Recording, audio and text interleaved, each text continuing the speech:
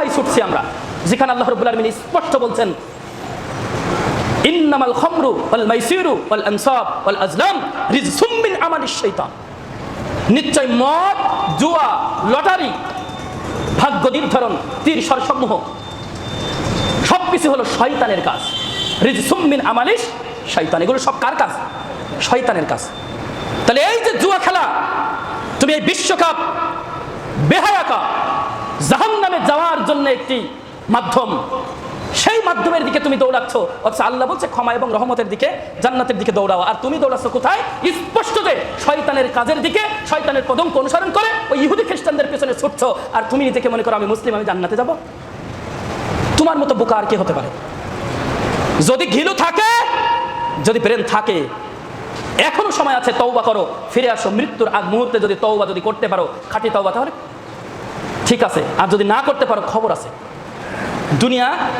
দুনিয়া বেশি দিনের জন্য নয়। এই আছি, এই না, এই আছি, এই নয়। সে কথা প্রথমেই আমরা বলছিলাম। আমাদের মুশাররফ ভাই প্রতি ওয়াক্ত সালাতে না আজান হবে আর সালাতে চলে আসবে। সে মুশাররফ ভাই আজকে আর দুনিয়াতে নাই। তার মৃত্যুর খবর শোনার সাথে সাথে এপাশ থেকে কল আসে, ওপাশ থেকে কল আসে আমার কাছ থেকে, যে ভাই আপনি শুনেছেন এই অবস্থা, ভাই আপনি শুনেছেন এই অবস্থা। আশ্চর্যজনক বিষয়, কিন্তু এটাই সত্য।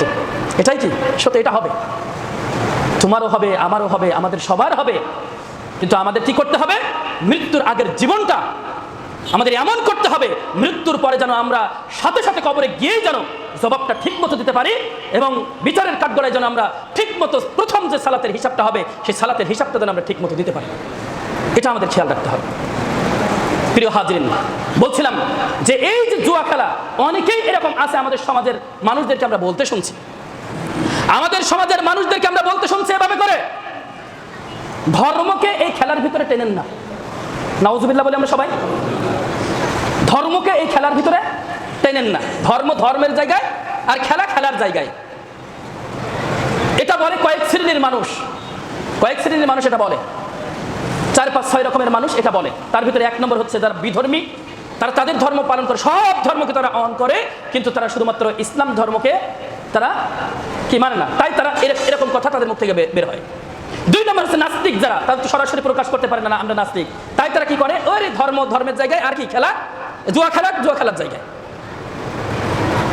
কিছু ব্যক্তি এরকম আছে যে তারা এরকম মনে করে, যারা ওই বাপদাদার ঘরের মুসলিম, অর্থাৎ জন্ম নিয়েছে মুসলিম ঘরে, তাই মুসলিম, ওর আর ধর্মকর্ম কিছু মানতে হয় না। এরকম শ্রেণীর মানুষ কিছু আছে, ওরা এরকম কথা বলে, তাই না?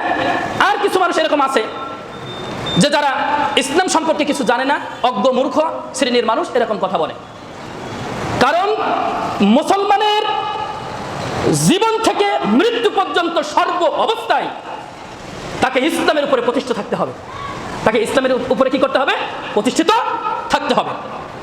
ইন্নাস সালাতি ওয়া নুসুকি ওয়া মাহইয়ায়া ওয়া মামাতি লিল্লাহি রাব্বিল আলামিন। তাহলে বলুন, আমার সালাত, আমার কুরবানি, আমার জীবন, আমার মরণ সব কিছু কার জন্যে? আল্লাহর জন্য। তুমি কোন মুখে বলো যে ওই জুয়া খেলার জায়গায় আর ধর্মের জায়গায়? তোমার দুনিয়াবি পথ চলা হবে তোমার ধর্মকে কেন্দ্র করে। তোমার ইসলামের ভিতরেই তোমার দুনিয়াবি চলাফেরা চলবে। ইসলামের বাইরে গিয়ে, নীতি আদর্শের বাইরে গিয়ে